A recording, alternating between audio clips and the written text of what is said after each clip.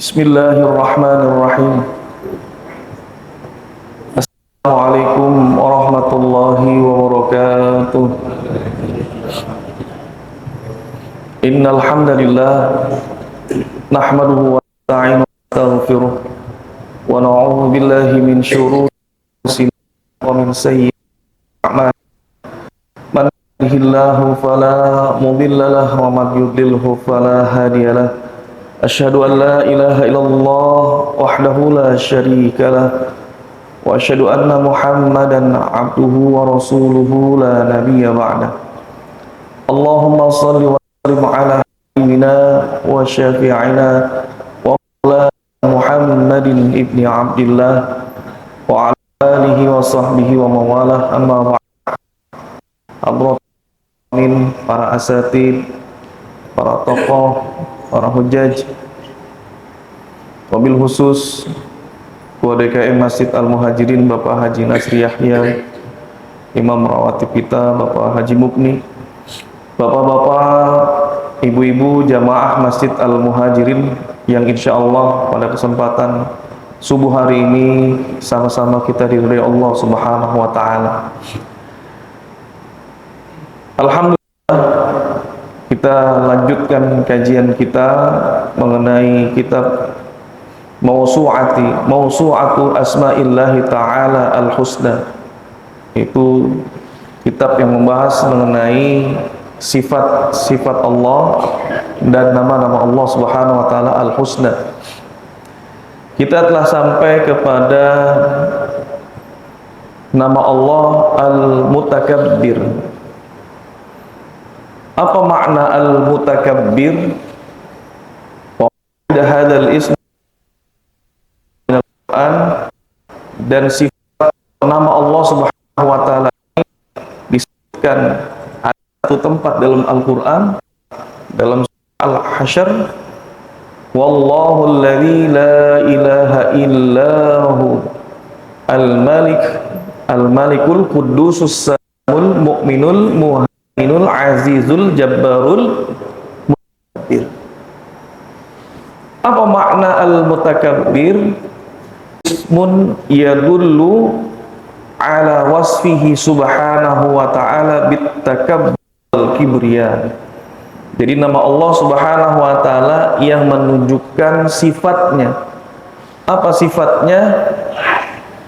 At-takabbur, sifat sombong. Kadang kita bertanya, kok Allah punya sifat-sifat sombong? Maka sifat sombong ini sudah selayaknya dan pantas buat Allah. Kalau sombong masuk ke dalam hati manusia, baru di sini ada kehinaan. Maka namanya at-takabbur ada tambahan taknya. Kalau sombong itu bahasa Arabnya al-kibru, sombong. Tapi ada takabbur, maknanya laisat at-ta'ati wa takallub, bukan melebih-lebihkan, bukan membebankan atau melebih-lebihkan sifat takabur kepada Allah. Karena memang sudah berhak Allah itu untuk sombong. Jelas, lillahi ma fis samawati wa ma fil ardh. Lillah, milik Allah langit dan bumi. Kita milik Allah. Malaikat milik Allah.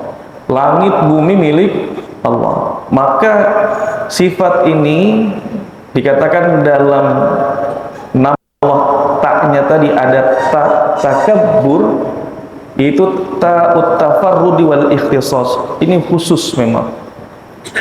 Kalau ada orang dikatakan dalam kitab ini, ditanya, ada saudaranya butuh bantuan. Nah, sekarang biasa kalau di media sosial 100 dulu lah, 100. Ditanya keluarganya ada 100 nggak? Sebenarnya dia nggak punya. Ada 100 malah. Dia nyombong.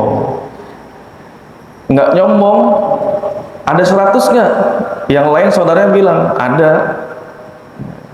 Cuman hakikatnya dia nggak punya duit. Tapi nggak mau bantu juga, cuman belum bisa bantu. Karena dia gengsi, nggak ada duit, dia bilang ada. Kemudian pergi lagi ke kerabat yang lain. Kerabat yang lain punya duit sebenarnya 100. Cuman dia ngerasa tawadu aja, rendah hati. Ada duit cepet nggak?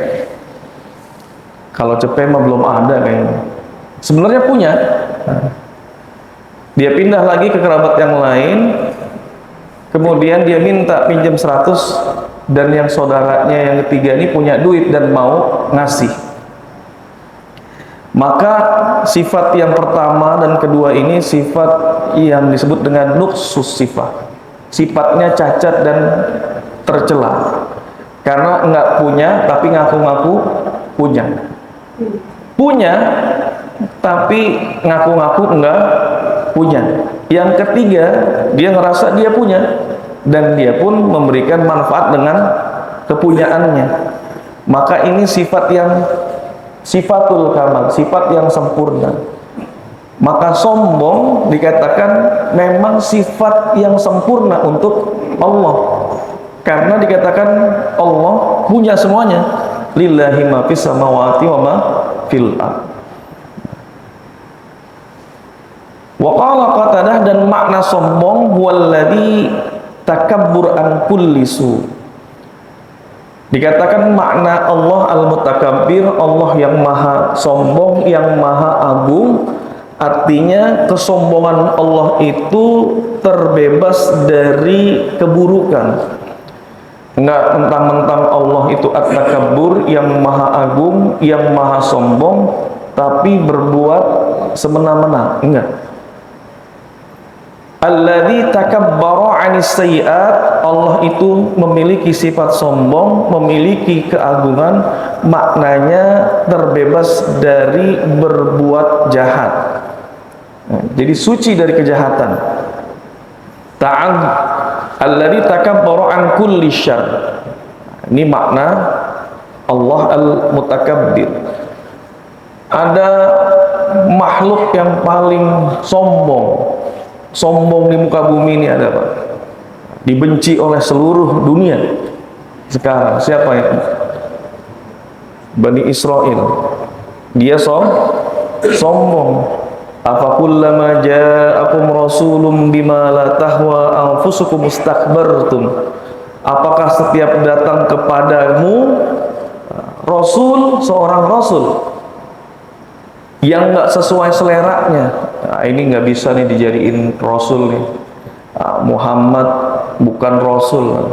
Kenapa? Bukan dari golongan Ishak, dari Ismail. Harusnya kan dari Ishak. Kalau Ishak kan kita bisa masuk nih, orang Yahudi dari Yehuda. Ini ternyata malah dari Ismail. Bukan ini nih. Akhirnya dikatakan istakbartum, mereka sombong. Maka sombong itu ada dua kata Rasulullah. Al-kibru batarul haq wa ghamtun nas. Sombong menolak kebenaran. Wa ghamtun nas, meremehkan manusia. Bahkan apa? Fa fariqan kadzabtum, mereka mendustakan para rasul.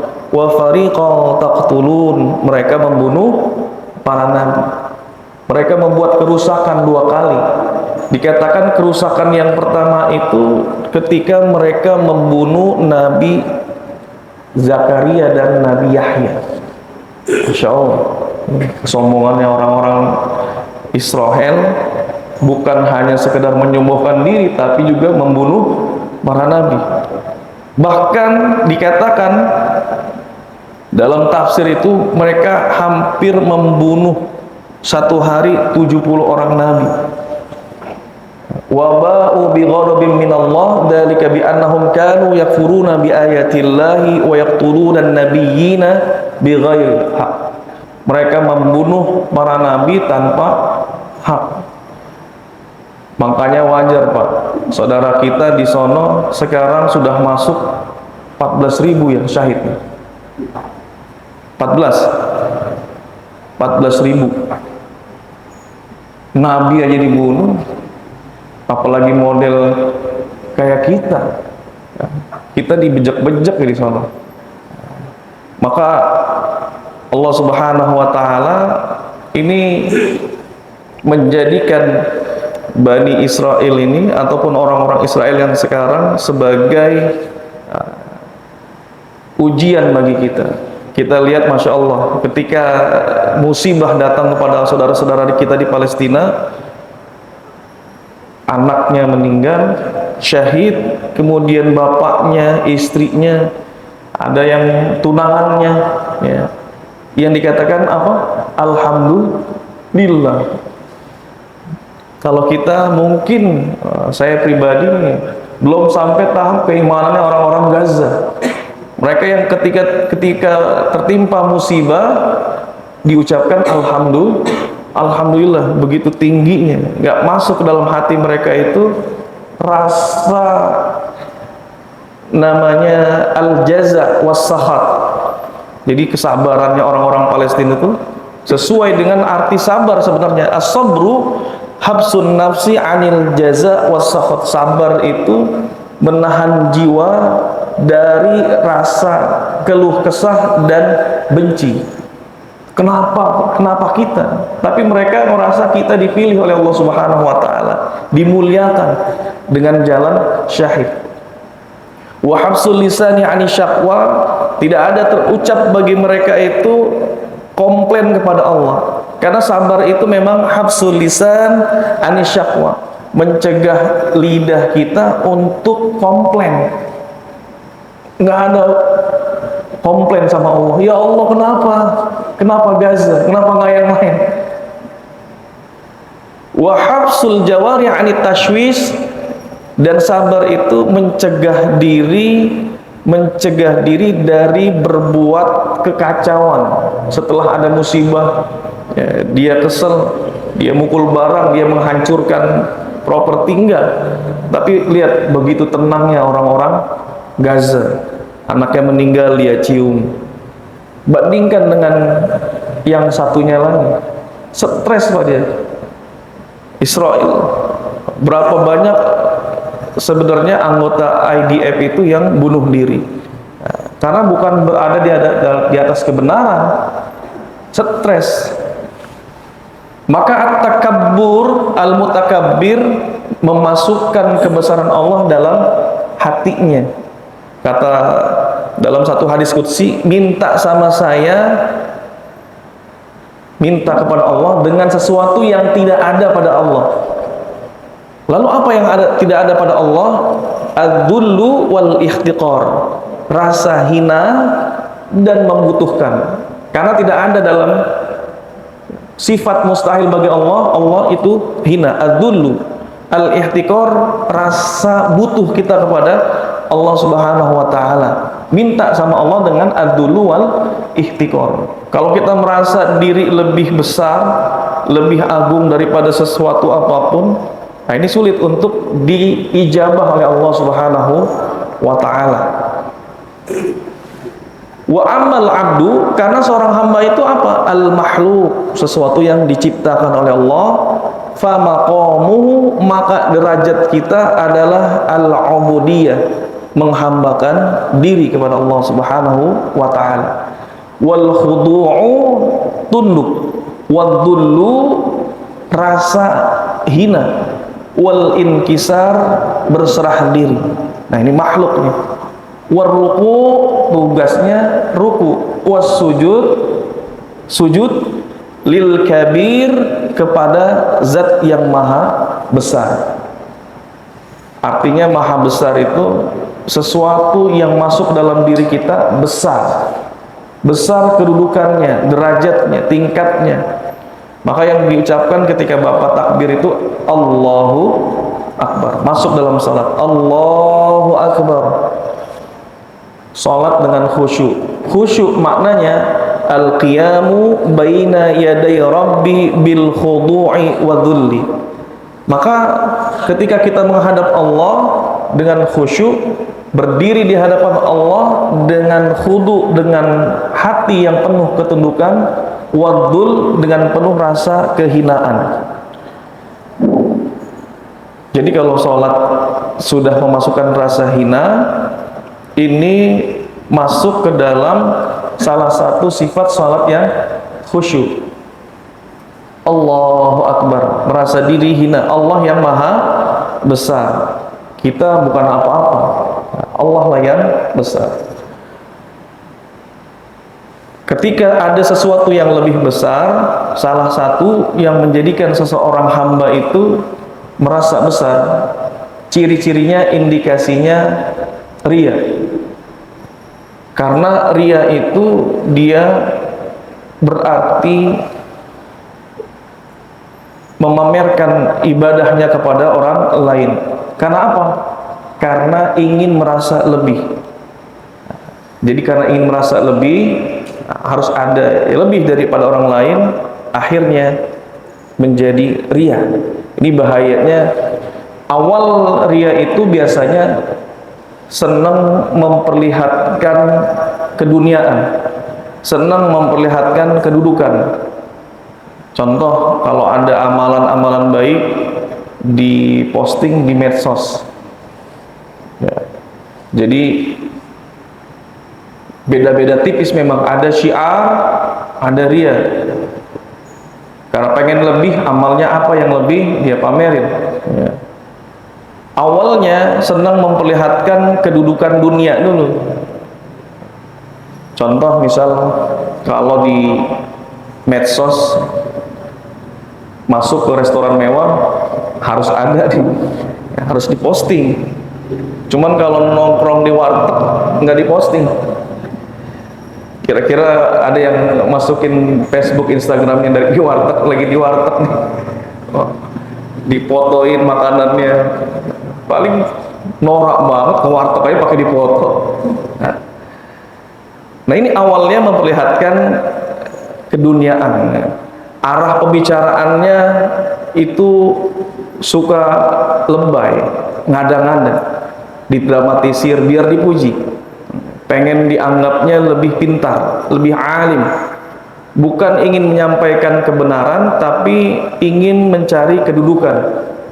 Maka kata Rasulullah, man ta'alamal ilma, barang siapa yang dia belajar ilmu syariah, ilmu agama, liyujariya bihi sufaha, tujuannya untuk apa namanya, mengecilkan orang ya, orang-orang yang dianggap dia bodoh, au liyubahiya bihi sufaha, untuk merasa diagungkan, dibesar-besarkan di hadapan para ulama, atau tujuannya liyajuriya bihi wujuhan nas, mencari kedudukan manusia. Maka kata Rasulullah, fahuwa finnar, tempatnya adalah di neraka. Karena tujuannya bukan al-mutakabbir, bukan kepada Allah yang maha agung, tetapi kepada manusia. Ini bahaya. Nah, jadi awalnya biasanya sifat takabur itu dari dia ikut tuh satu paket sama ria. Bahkan kata Rasulullah, saya khawatir kalau manusia nggak pernah salah. Kenapa? Kalau manusia nggak pernah salah, nanti dia terjerumus dosa. Dosa yang lebih besar itu ujub, bangga kepada diri sendiri. Saking jarang bikin salahnya, nanti dia ujub. Makanya namanya manusia itu ya, makarul khata' wan nisyan, tempatnya salah dan lupa. Wa khairul khata'in, sebaik-baiknya orang yang salah, bikin dosa, bikin maksiat, at-tawwabin, itu orang-orang yang kembali kepada Allah, taubat, tawwab.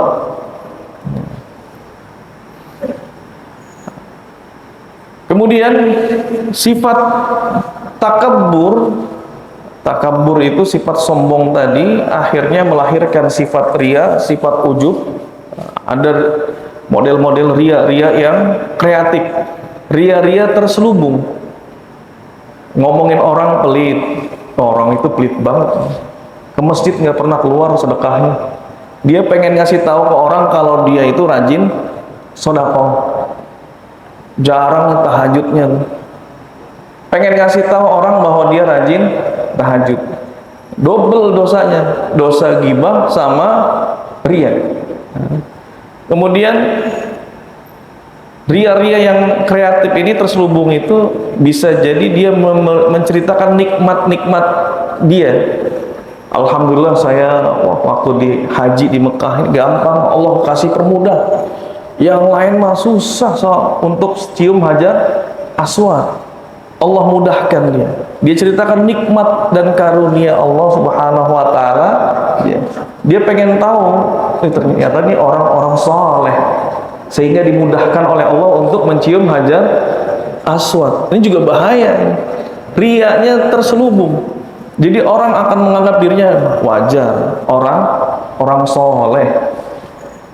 Dia nggak sadar kalau dirinya ria. Dia nggak nyangka bahwa itu sebuah kebaikan. Kadang dia puji gurunya, Syekh saya, masya Allah alim, hafal ribuan hadis. Yang Syekh di sono belum tentu. Dia banding-bandingin gurunya. Secara ilmu, secara kedudukan, santrinya banyak, di mana-mana Syekh saya, guru saya mah. Kalau yang ono mah belum tentu. Niatnya apa? Niatnya biar dia juga ikut naik. Nah, muridnya, syekhnya aja keren, apalagi ya muridnya juga pasti ikut-ikutan ngeren. Nah, ini bahaya. Ya kadang-kadang merendahkan diri tapi untuk meroket. Saya mah nggak ada sebandingnya dengan antum. Sehari saya mah cuma bisa sejus doang baca Quran. Dia tawadu, tapi tawadunya untuk meroket, maka bahaya. Dikatakan bahwa yang namanya al-kibr ini memiliki bahaya yang paling besar. Wa afatul kibri 'azimah. Bahaya sombong itu sangat besar. Di antaranya sombong-sombong yang masuk ke dalam hati. Al-kibru fil qalbi. Karena dia tidak mengenal al-mutakabbir, Allah yang maha besar, Allah yang maha agung, maka dia membesarkan dirinya. Al-kibru fil qalbi, dia merasa besar tetapi cuma di dalam hati. Kalau kita lihat secara sepintas, orangnya nggak sombong, orangnya tawadhu, tapi ternyata dalam hatinya ada bibit-bibit kesombongan. Ini bahaya. Ngerasa lebih baik daripada orang lain. Wa ana khairu minhu, saya lebih baik daripada dirinya. Ini dosa pertama kali yang dilakukan oleh iblis, karena merasa lebih besar, lebih baik daripada Nabi Adam. Khalaqtani min nar, saya menciptain dari apa? Dari api. Wa khalaqtahu min tin, Adam diciptakan oleh Allah dari tanah. Kok bisa anak baru kemarin datang tiba-tiba dihormatin? Saya di sini udah lama ya, berbakti kepada umat, kok tiba-tiba ada anak muda dikasih panggung misalkan, langsung timbul panas. Ana khairu minhu, saya kan lebih baik dari dia. Ini bahaya, hati-hati.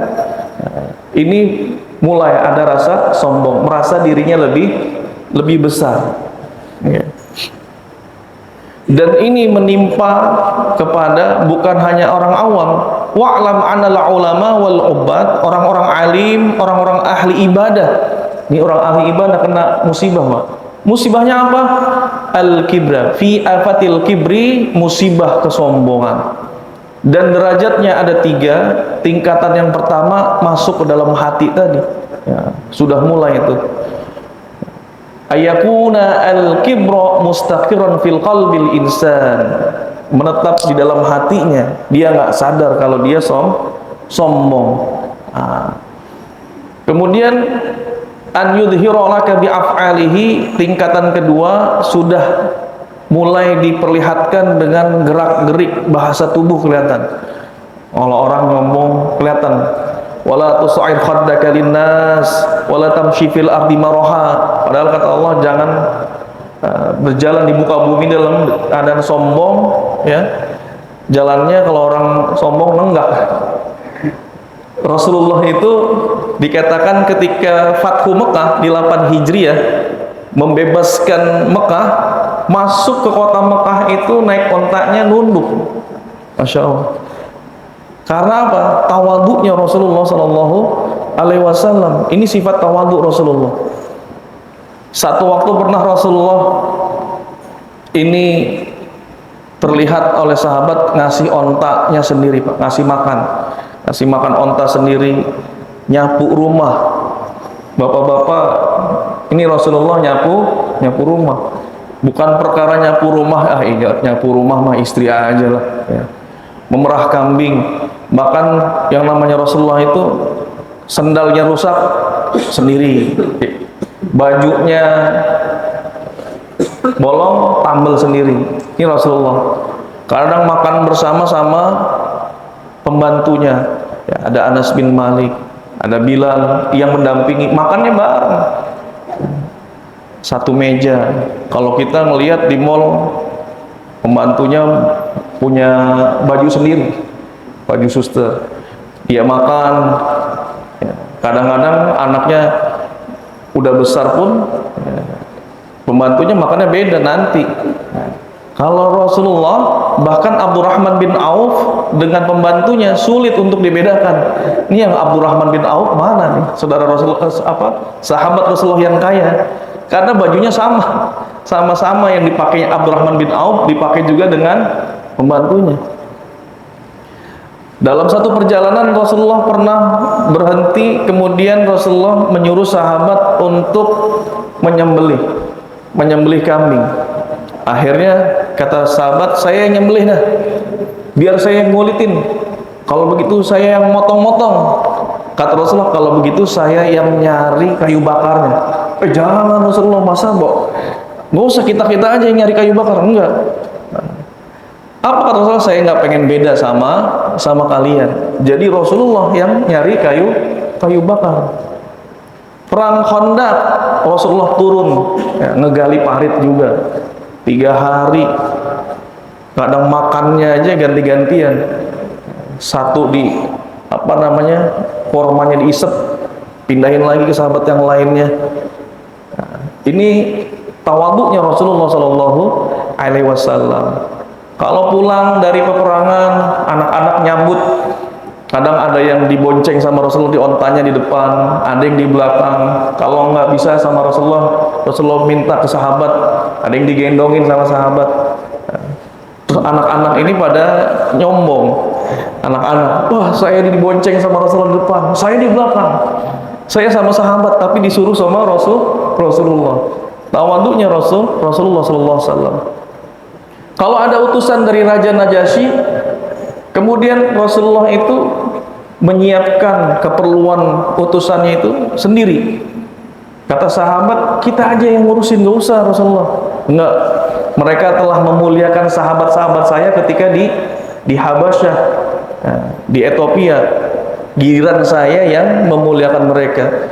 Maka kata Siti Aisyah, amarona Rasulullah Sallallahu Alaihi Wasallam an nunazzilan nas manazilahum. Kami diperintahkan oleh Rasulullah untuk menempatkan manusia sesuai dengan tempatnya. Karena dia sebagai utusan, walaupun orang-orang itu belum muslim, ya, tapi dia punya kedudukan di tempatnya, di golongannya atau kelompok tersebut. Maka Rasulullah SAW juga muliakan. Kita kadang-kadang kalau ustadznya bukan ustadz kita, bukan dari golongan kita, dari kelompok sebelah, kita sebut-sebut namanya tanpa ada, ya, penghormatan. Ini bahaya. Allah Somad. Padahal Ustadz Abdul Somad, disebutnya si Somad. Kadang-kadang kita juga nyebut ustadznya mereka dengan ucapan yang merendahkan. Padahal Rasulullah perintahkan, amarona Rasulullah SAW an nunazzilan nasa manazilahum. Kami diperintahkan untuk memuliakan manusia sesuai dengan kadarnya, dengan tempatnya, makomnya. Kalau di sono dia ustadznya dihormati, walaupun berbeda dengan kita, ya kita juga sama-sama menghormati karena dia dihormati di golongannya. Sama juga seharusnya mereka menghormati ustadz kita, walaupun bukan dari golongannya. Ini pelajaran dari Rasulullah SAW. Kemudian makna al-mutakabbir. Apa makna al-mutakabbir? Al-mutakabbir walladzi yara al-kulla haqiran.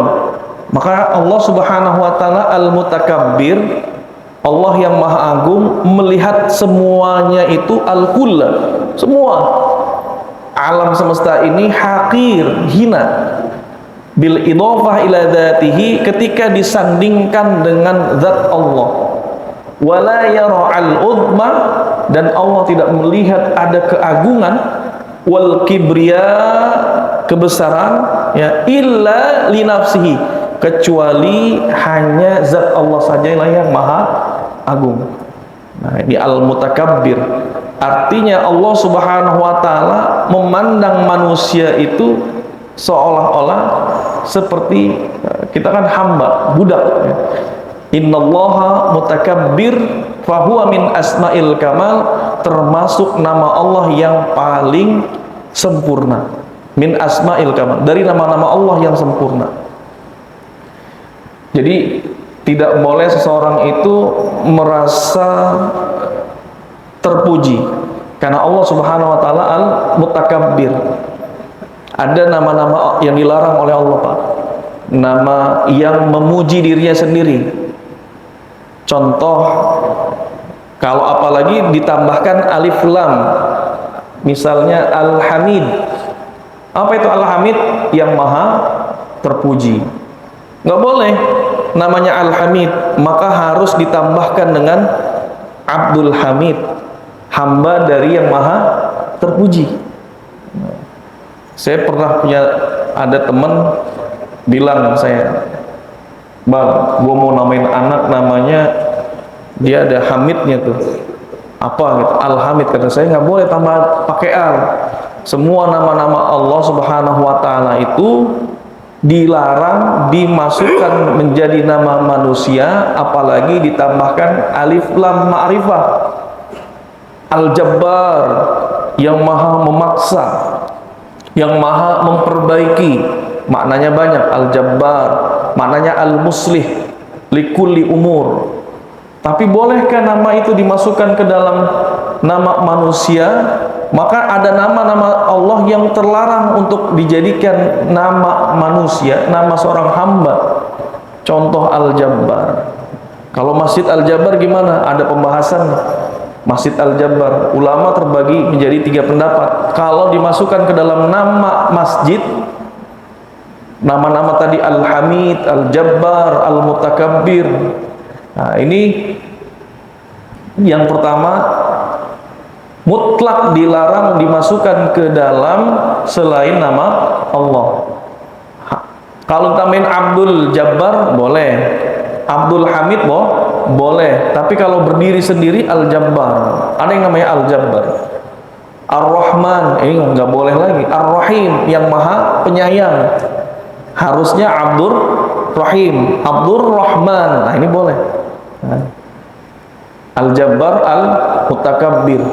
Nah, ini harus digandengkan dengan nama. Kemudian ulama yang kedua membolehkan, karena al-masjidu lillah, masjid itu milik Allah.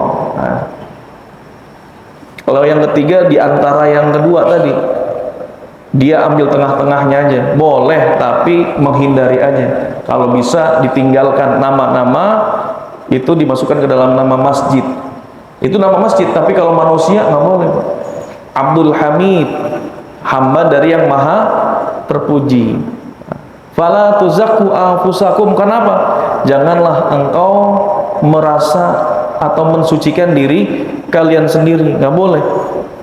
Alhamdulillah dapat rezeki anak soleh, kita bilang kita anak soleh, boleh nggak, Pak? Ini mensucikan diri sendiri, seolah-olah ya.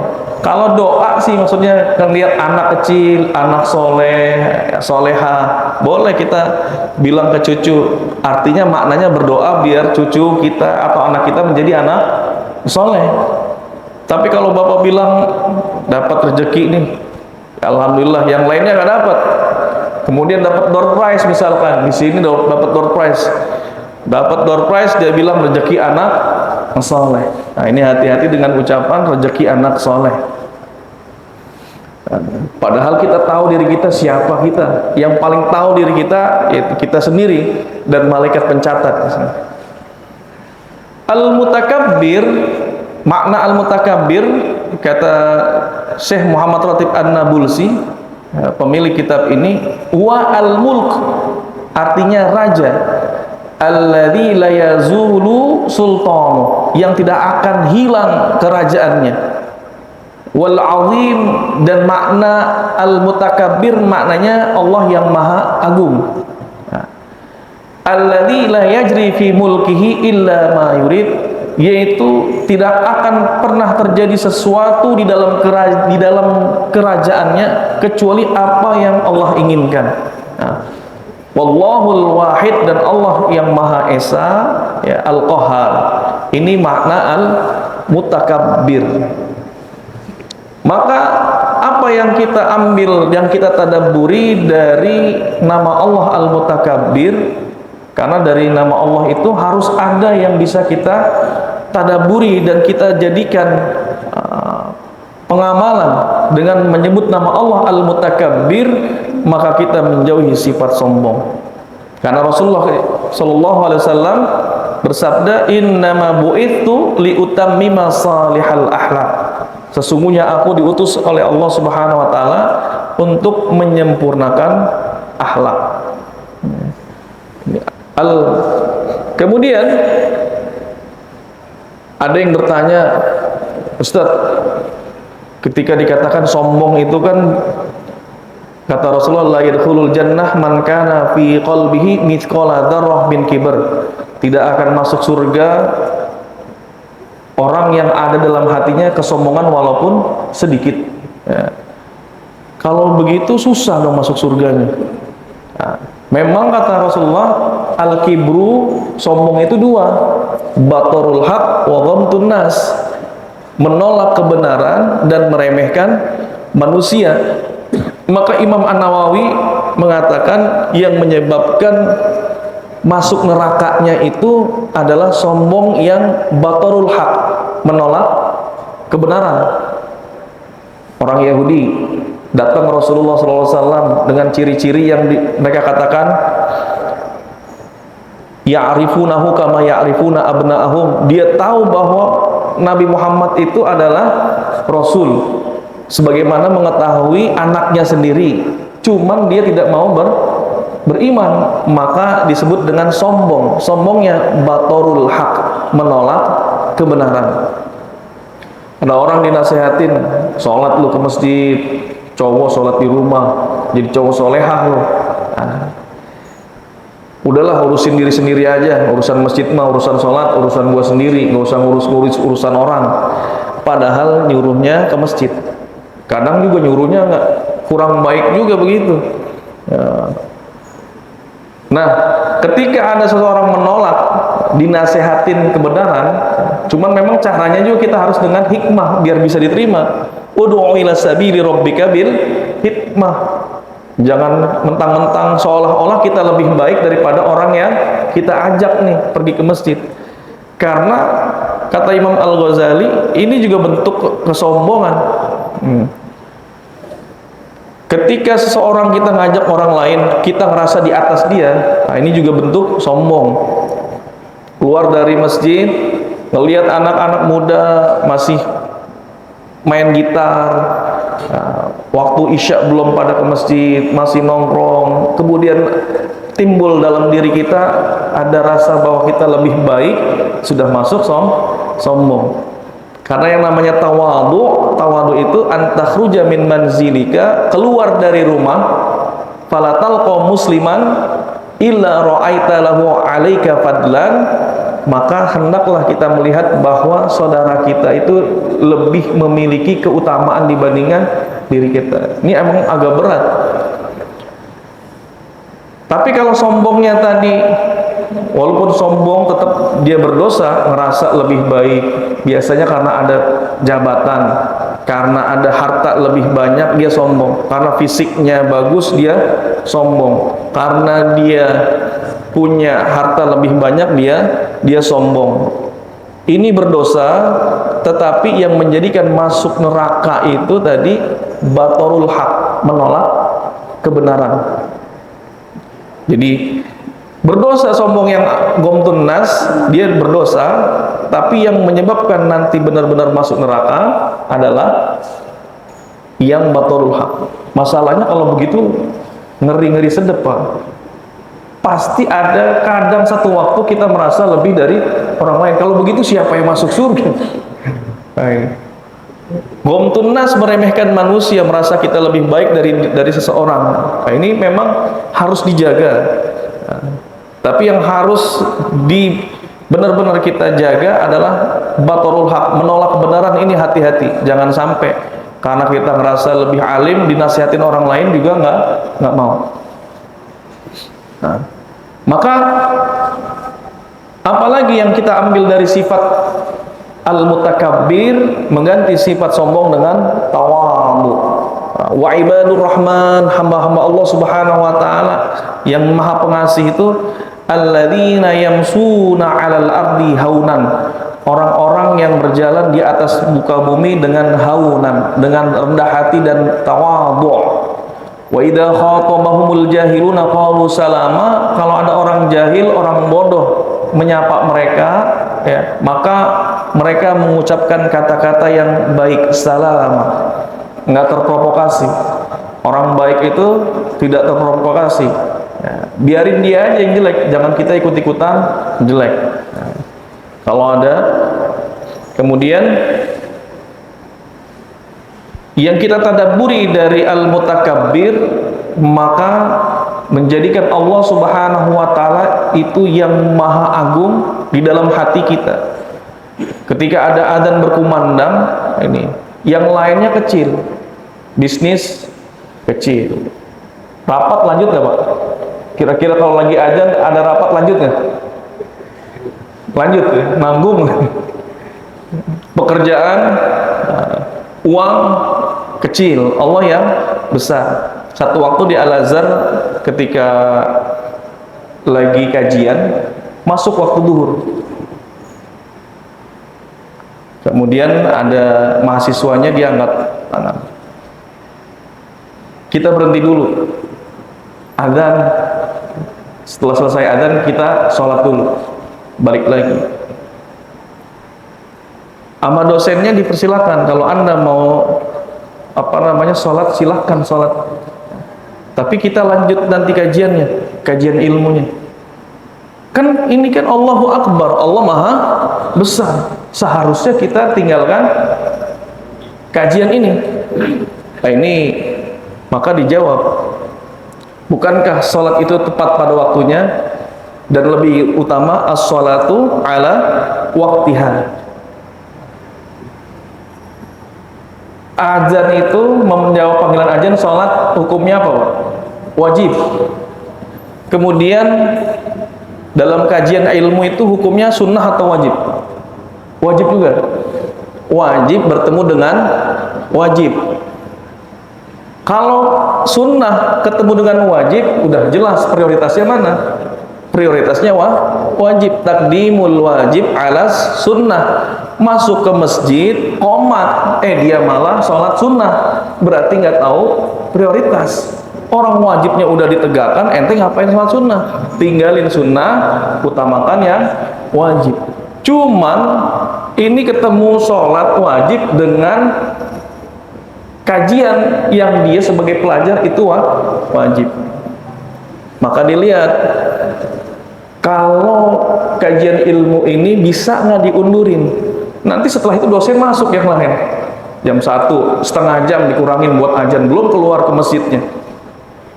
Maka dia harus tahu ilmunya. Waktul awal, ada sholat itu adalah waktu yang utama di awal sholat. Kemudian ada waktu-waktu yang setelah itu pertengahannya, ada waktu makruh sholat. Geser 5 menit, geser 10 menit, geser setengah jam, itu masih dalam kategori di awal waktu.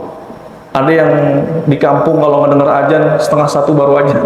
Di sini harusnya jam 12, setengah 1 azan duhur. kadang jam 1 kurang 1/4 ada adzan lagi.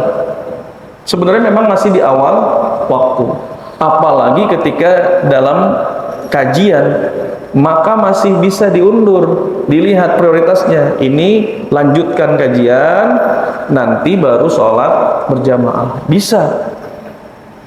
Teman saya sholat isya, ada di satu kajian, dia dari maghrib ke isya lebih 5 menit Pak. Isya sudah jalan 5 menit, dia baru selesai setelah waktu adzan isya. Ada jamaah yang baru masuk, tadinya lagi kajian, marah-marah. Jadi ustadznya dimarah-marahin gara-gara isyanya molor 5 menit. Kan orang pengen istirahat, pulang kerja capek. Ini udah lebihnya 5 menit ya. Padahal waktu isya itu yang terbaik adalah di nisful lail, di pertengahan malam. Kalau memang kuat, Rasulullah tunjukkan ini waktu utama nih sebenarnya, isya itu di pertengahan malam. Kalau enggak memberatkan umatku, laula an asyqa ala ummati, ya salatnya isyanya itu di tengah malam. Cuman kan berat. Besoknya kita mau kerja, mau ngapain? Nah, jadi harus dilihat lagi. Benar Allah Al-Mutakabbir kita dahulukan sama-sama perlu didahulukan. Nah, kemudian Al-Mutakabbir, dengan Al-Mutakabbir maka seseorang hilang daripada sifat hubbud dunia, cinta kepada dunia, karena Allah yang maha besar.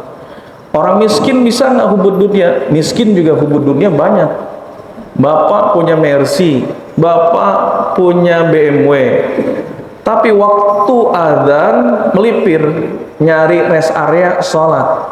Ada orang nggak punya, waktu adzan tetap main catur, berarti zuhudan mana Pak? Ya, lebih zuhud orang yang punya Mercy.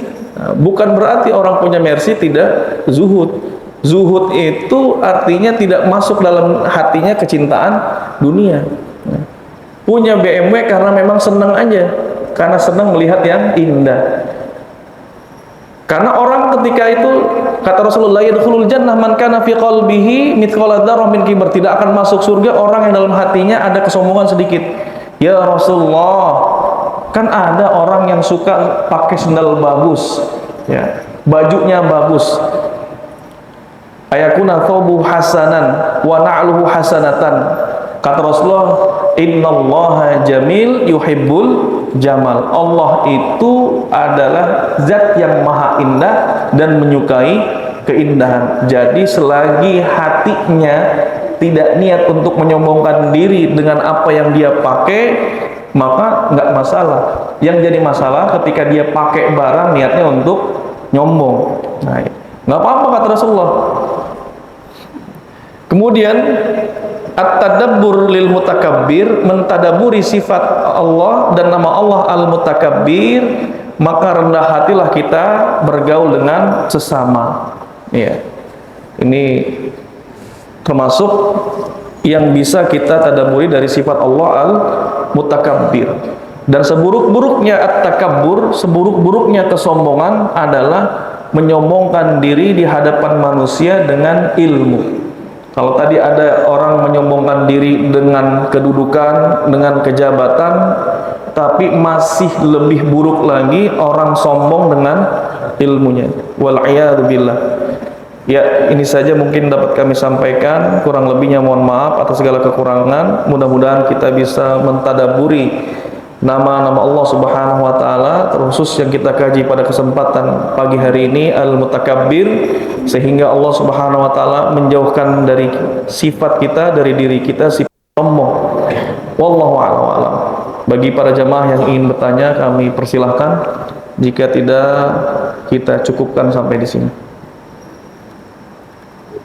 Ya, cukup ya.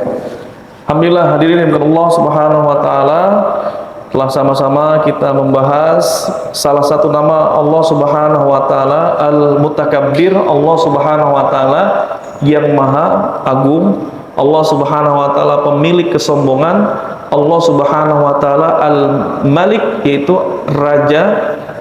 Raja Al-Malik maknanya raja, yang memiliki seluruh kerajaan, yang pantas untuk menyombongkan dirinya dan tidak pantas bagi seorang manusia untuk berbuat sombong. Kita akhiri kajian kesempatan pada subuh hari ini dengan sama-sama berdoa pada Allah Subhanahu wa taala agar apa yang kita pelajari bermanfaat dan menjadikan ilmu yang kita pelajari menambah kekhusyuan kita, rasa kita pada Allah Subhanahu wa taala.